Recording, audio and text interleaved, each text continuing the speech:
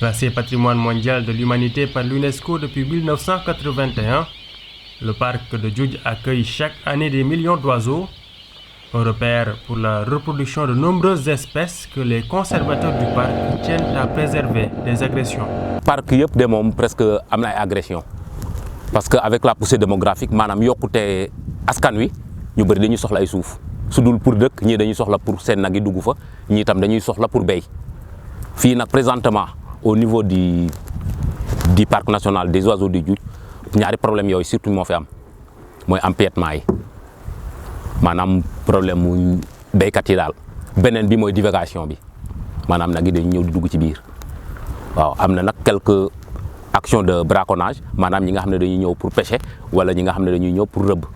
waaw mais rëbb bi sax moom bëriwul noonu waaw mais pêche bi moom souvent moom nit ñi dañuy ñëw tam pour pêcher à l'intérieur te loolu yëpp dañ ko interdire ci code bi. D'ampleur nationale, la poussée du front agricole n'épargne pas le parc de Djoudj. En 2020, une polémique est née de ses limites. Empiètement bi moom yàgg na empiètement bi moom yàgg na ça fait des années man daaw lañ ma fa affecté au mois de décembre ma rejoindre au mois de janvier la rejoindre bon dafa tombé nag ak benn financement boo xam ne Sénégal daf ko amoon waaw léegi pour ñu waroon def benn digue boo xam ne day ceinturer parc bi. biñ ñëwee pour bëgg a def le tracé ci lañ gën a gis ne vraiment am na ñu bëri ñoo xam ne ñu ngi ci woon ci biir zone tampon bi am na sax ñoo xam ne duñ duggoon ci biir noyau bi biñ leen waxee pour ñu génn tam nee nañ non parce que ñoom dañoo am délibération conseil rural ñu ne leen nag délibération conseil rural c'est pas valable à l'intérieur d'un parc ci biir parc national. benn bi parc bi moo jiitu seen délibération parce que parc bi en 71 lañ ko créé ñi fi am ay délibération yëpp amul kenn koo xam ne 80 sax lii na ko donc c'est après le décret dañu am délibération benn te même bu fekkoon ne sax ñoom ñoo fi jiitu ñoom ñu am un décret bu ñëwee day abroger arrêté boobu te même bu ñu leen di jox une délibération la délibération conseil rural wala délibération maire c'est pas valable à l'intérieur d'un parc national parce que ça c'est pas des compétences transférées et ça c'est un domaine classé de l'État buñ ko defee maire bi ñëw na fi le sous-préfet de Diama de Ross Béthio ñëw na fi le préfet de Dagana également ñëw na fi te gouverneur bi tam yëgoon na ko waaw bi ñu indee carte bi ñoom carte bi ñu indi woon bi ñu leen defaloon seen carte boobu ce n'était pas la bonne carte doon carte bu baax ci yooyu daal lañ mujjee woon mais yàlla defoon na ci daal vraiment tawfeex ba maanaam coow amoon na mais daal amul woon benn xeex wala benn lii waaw ba préfet bi joxewoon na dogal ba ñu arrêté ñoom ñëpp kenn bayatul woon. Makhtar Diop est chef du village de Diadjem 1, un des plus proches des villages voisins du parc de Djoudj. Cette année, il aura vécu le deuxième grand bouleversement connu par sa localité depuis l'avènement du parc. ndax fu ñu yaakaar ne fa la délimitation parc bi jaaroon dañu toog ba 2020 bi ñu ñëw ñu ne ni foofu du moom fii ngeen nag sax presque yéen parc la loolu moo indi jafe-jafe bi nag suñu 2020 bi moom dootu na ko fàtte mu ngi mel ni dafa bëgg dellu ci 71 mais avant loolu fàtte nañu sax ñun lan jafe-jafe parc moom amul lu mu mën a defar daal defar nañu ko waaye 2020 mi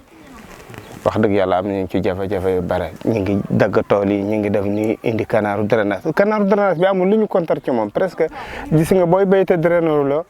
sa suuf du baax dana mujj xorom dana ko mujj nangu waaye li ñu koy liggéeyee nii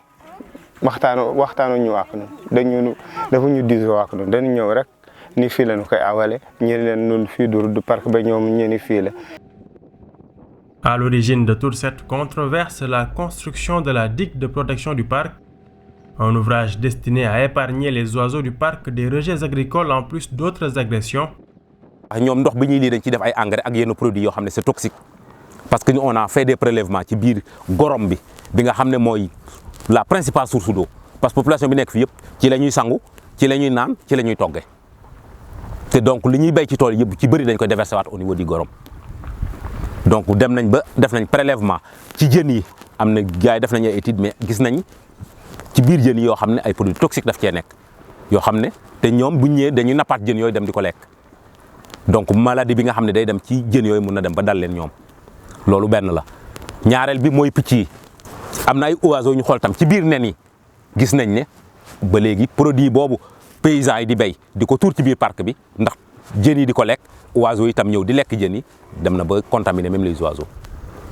donc ça c'est un problème. beneen problème bi mooy divagation bi am na ay période yoo xam ne heure bi boo ñëwoon fii même ci nichoir bi day gis nag yi dañ doon traversé ba yéeg di déranger oiseaux yi di toj nen yi mais gis nañ ne vraiment ak digue bi wàññeeku na bu baax a baax a baax waaw wàññeeku na bu baax. dinañu permettre ñu également ñun surveillants yi agents parcs nationaux yi suñu liggéey dina ko gën a yombal foofu parce que ñi nga xam ne dañ doon ñëw di sàcc di dugg ci biir di sàcc tey dinañ am problème pour génn. Parmi les personnes affectées par cette délimitation, de grands producteurs mais aussi les agriculteurs issus des villages environnants. bari na ci dëkk bi du dëkk bi kese am na ay gan yu jóge ci àll bi am ay nit yi nga xam ne ni 100 hectares am ko am 200 hectares ñu ngi béy fii ci dëkkuñu ci dëkk ba tey ñu ngi jëriñu gox gi te commune bi moo leen jox ñëwuñu rek jël.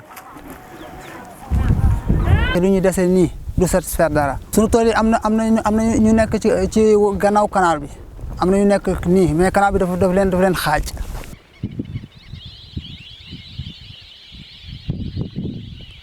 Dans les textes, l'empiètement dans un parc national est puni par la loi avec des peines d'emprisonnement assorties d'amendes.